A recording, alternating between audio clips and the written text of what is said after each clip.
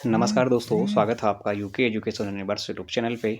जैसा कि आप सभी लोग इस बात से परिचित हैं, मैंने जब राजपाल सिंह सीरीज को ख़त्म किया था तो हिंदी साहित्यकारों से संबंधित एक वीडियो लेकर आऊँगा बोला था, जिसके लिए थोड़ा सा विलम्ब हो गया था। लेकिन अब हम उस सेशन को भी लेके आ चुके हैं। लगभग 20 से 22 हमारे साहित्यकार हैं जिन पर हम डिटेल वाइज चर्चा करने वाले हैं। उनको कब किन पुरस्कारों से सम्मानित किया गया, उनकी रचनाएं क्या हैं, उनके उपन्यास क्या हैं, उनके कहानी संग्रह क्या हैं, रेखा चित्र क्या है, उन सभी चीज़ों पर हम डिटेल वाइज डिस्कस करने वाले हैं। तो सबसे पहले हम छायावाद के उन 4 स्तंभों के बारे में बात करेंगे जिनको साहित्य के क्षेत्र में काफ़ी ख्याति प्राप्त हुई है। तो दोस्तों आज हम बात करने वाले हैं पहले उस साहित्यकार की, यानी कि जिनके द्वारा भारत के इस साहित्य को काफ़ी रचनाएं दी गई, उपन्यासें दी गई, कविता संग्रह दिए गए और उन्हें भारत सरकार के द्वारा काफ़ी अवार्ड्स भी दिए गए हैं, काफ़ी जो पुरस्कार हैं उनसे सम्मानित किया गया है। तो वो आज हमारे रहने वाले हैं महादेवी वर्मा जी। तो दोस्तों महादेवी वर्मा एक ऐसा नाम है जिनसे एग्ज़ाम में बहुत से क्वेश्चन देखने को मिलते हैं। तो सबसे पहले अगर देखें तो दोस्तों महादेवी वर्मा का जो जन्म है वो आपका 26 मार्च 1907 को फर्रुखाबाद उत्तर प्रदेश में होता है। अगर माने तो दोस्तों इनकी जो मृत्यु है वो 11 सितंबर 1987 को प्रयागराज में देखने को मिलती है। अगर मैं बात करूं महादेवी वर्मा को किन पुरस्कारों से सम्मानित किया गया है, तो मैंने उन सभी पुरस्कारों को जैसा कि आप लोग देख रहे हैं एक लाइन, एक फॉर्मेट वाइज उसको सेलेक्ट किया हुआ है। जिसमें सबसे पहले की अगर बात करें तो दोस्तों महादेवी वर्मा को सबसे पहले द्विवेदी पदक मिलता है जो कि 1942 में दिया जाता है। उसके बाद की अगर मैं बात करूं तो दोस्तों 1943 में इनको भारत भारती पुरस्कार से भी सम्मानित किया जाता है। उसके बाद 1956 में जो तीसरा पुरस्कार है वो पद्म भूषण से इनको सम्मानित किया जाता है। तो इंपॉर्टेंट है कि आप लोग जरूर याद रखिएगा, पद्म भूषण महादेवी वर्मा को 1956 में दिया जाता है और पद्म विभूषण यानी कि आपका अगर देखा जाए तो हम इसको द्वितीय हाईएस्ट सिविलियन अवार्ड भी कह सकते हैं पद्म विभूषण को, क्योंकि भारत रत्न के बाद पद्म विभूषण का ही नाम आता है। उसके बाद पद्म भूषण, यानी कि अगर बात करेंगे तो दोस्तों द्वितीय जो आपका सर्वोच्च सम्मान है वो आपके पद्म भूषण के रूप में जाना जाता है, जो कि 1988 ईस्वी में इनको दिया जाता है। और तृतीय जो सर्वोच्च सम्मान है वो पद्म भूषण है जो इनको 1956 में दिया जाता है। तो ये दोनों ही आप लोग जरूर याद रखेंगे। अगर मैं बात करूं तो दोस्तों 1977 में इनको डीएलएड की कुमाऊं विश्वविद्यालय द्वारा उपाधि दी जाती है। और वहीं बात करेंगे 1979 में तो दोस्तों साहित्य अकादमी फेलोशिप पुरस्कार इनको दिया जाता है। अब सबसे इम्पोर्टेंट जो है और एग्जाम में अधिकतर बार जो पूछा जाता है वो आपका ज्ञानपीठ पुरस्कार से क्वेश्चन बनता है। तो किस रचना के लिए महादेवी वर्मा को ज्ञानपीठ पुरस्कार दिया गया, क्वेश्चन पूछा जाता है तो आप लोग याद करेंगे यामा के लिए दिया जाता है।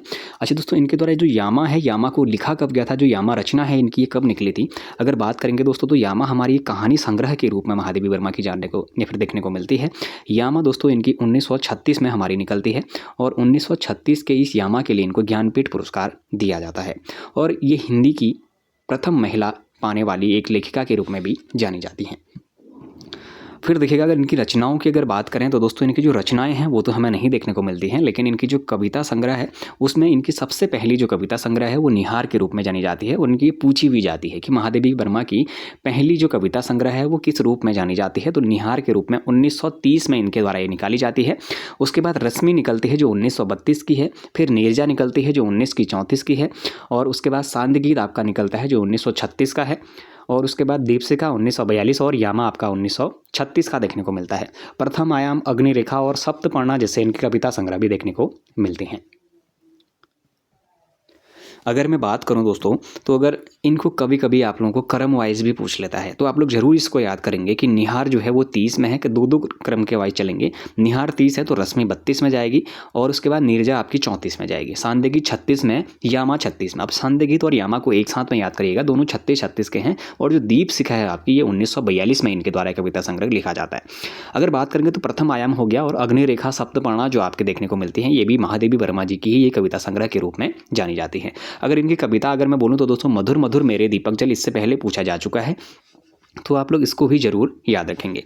अगर बात करेंगे तो बाल संग्रह में इसने ठाकुर जी भोले हैं, आज खरीदेंगे हम ज्वाला नामक जो कविताएं हैं वो भी लिखी हैं, जो बाल कविताओं के रूप में जाने जाते हैं।